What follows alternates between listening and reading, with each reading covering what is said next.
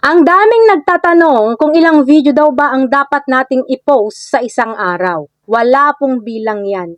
Nasa sa inyo po yan kung ilan ang kaya nyong gawing video, kung ilan ang kaya nyong i-post. Basta ang mahalaga is my value. Dahil aanhin mo naman ang sobrang dami kung wala namang value, di ba?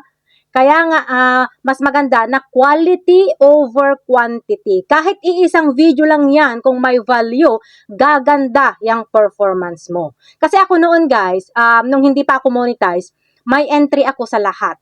Pero tag-iisa lang. Isang video, pero sa What's on Your Mind ko yan pinupost guys. What's on Your Mind ako palagi nagpo-post ng video. Kahit maiksi pa yan or mahaba pa yan. Hindi ako nagpo-post sa Reels. Isang video, tapos isang picture post, isang text post, at isang stories. So, araw-araw ko po yan ginagawa guys, na tag-iisa yung pinopost ko.